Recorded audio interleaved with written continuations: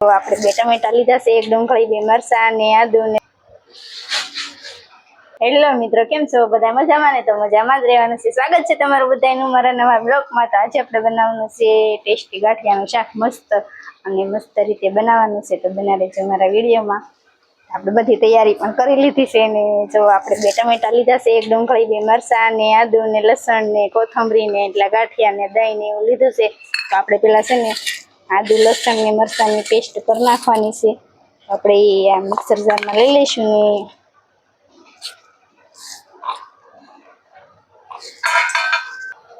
આપણે પેલા મરચું આમ કટિંગ કરીને મિક્સરમાં લઈ લેવી અને પછી ટમેટું એક લઈ લેવી, એ પણ આમાં ભેગું જ નાખી દેવાનું છે.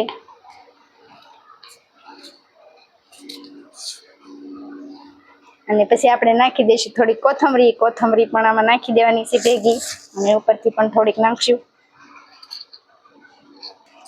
તો આપણે ધાણા પણ લીલા ધાણામાં નાખી દઈશું એટલે આપણે આદુ મરચાં લસણની પેસ્ટ મસ્ત બને. અને આટલું દહીં લીધું છે આપણે, આમાં આપણે દહીં નાખી દઈશું. હવે આપણે આની મિક્સર જારમાં પેસ્ટ કરી નાખશું ને પછી આપણે રેસીપી ચાલુ કરી દઈશું.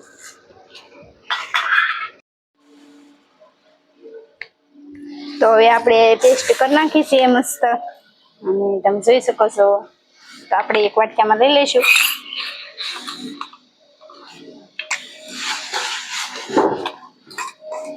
અને હવે આપણે પેલા ડુંગળીનું કટિંગ કરી નાખશું. તો આપણે બધું મસાલા કટિંગ કરી નાખ્યા છે અને બધું તૈયાર કરી નાખ્યું છે. તો હવે આપણે રેસીપી ચાલુ કરી દઈશું. તો પેલા તો આપણે તવી મૂકી દઈશું.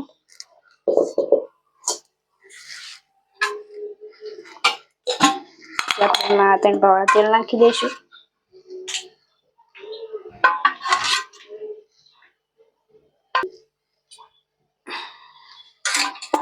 તેલ ગરમ થઈ જાય એટલે આપણે વઘાર લેવાનો છે. મસ્ત સરસ મજાનો વઘાર લેવાનો છે. તે વઘાર માટે આપણે મસાલા તૈયાર છે. જો એક તજનો ટુકડો છે, 2 લવિંગ છે ને તીખા છે ને તમાલપત્રનું પાન છે.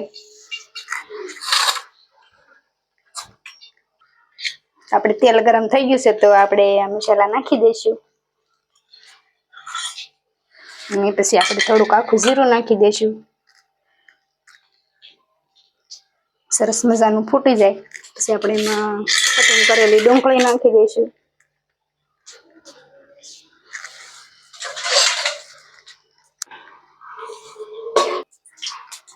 તો હવે આપણે એમાં ડુંગળી નાખી દઈશું.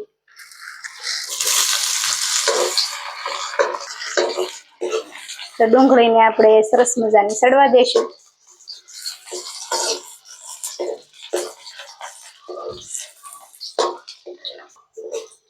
તો હવે આપણે આ જે ગ્રેવી બનાવી હતી હવે આપણે એમાં નાખી દઈશું. ડુંગળી આપણી સરસ સડી ગઈ છે. આપણે ગ્રેવી નાખી દીધી છે. સરસ મજાનું મિક્સ કરીને થોડીક સડવા દઈશું.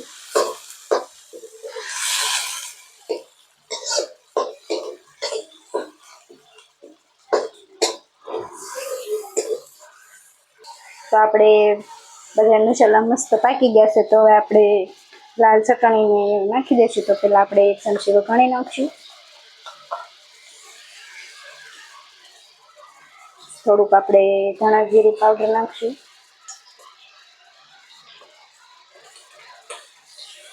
અડધી ચમચી હળદર નાખશું. 1 ચમચી આપણે લાલ મરચું નાખશું.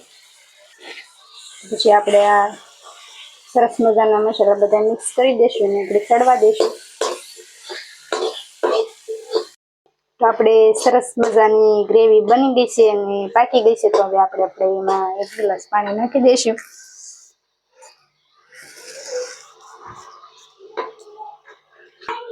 તો આ ગ્રેવી હવે આપણે પાણી નાખીશું. ગ્રેવી પાકી જાય ને પછી આપણે ટમેટા અને મરચું ને એવું નાખી દઈશું. લીલું મરચું ઉપર નાખવાનું છે. થોડીક આપણે એને પાકવા દઈશું.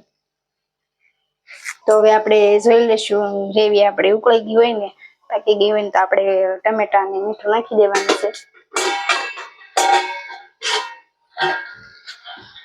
તો આપણી ગ્રેવી મસ્ત પાકી ગઈ છે. અને તો હવે આપણે ટમેટા નાખી દઈશું.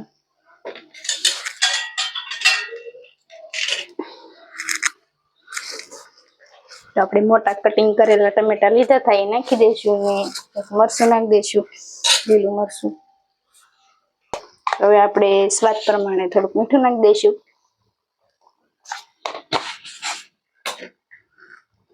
અને સરસ મજાનું મસ્ત મિક્સ કરીને ઘડીક આપણે એને પાકવા દઈશું. અને ટમેટા પાકી જાય ને પછી આપણે ગાંઠિયા નાખી દઈશું.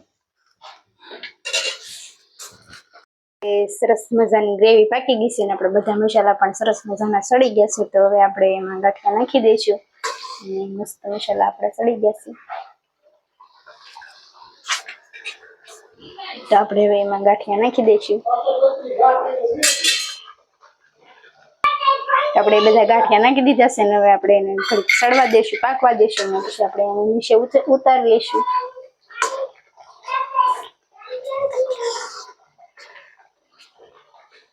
તો આપણે સરસ મજાનું મસ્ત ગાંઠિયા ટમેટાનું શાક મસ્ત બન્યું છે. તો હવે આપણે નીચે ઉતારી લઈશું અને મસ્ત રીતે આપણે બનાવ્યું છે.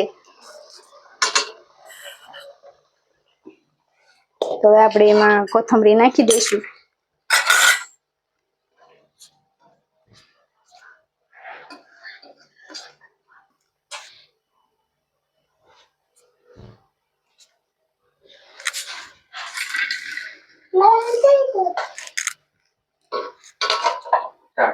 તો આપણે સરસ મજાનું મસ્ત ટમેટા ગાંઠિયાનું શાક મસ્ત બનાવ્યું છે અને મસ્ત છે ટેસ્ટી. ને તમે ઘરે ન બનાવતા હોય તો આવું બનાવજો ને બહુ મસ્ત શાક થાય છે. તો આપણે બાજરાના રોટલા અને ગાંઠિયાનું શાક ગુજરાતી પણ આપણે ખાવાનું છે. તો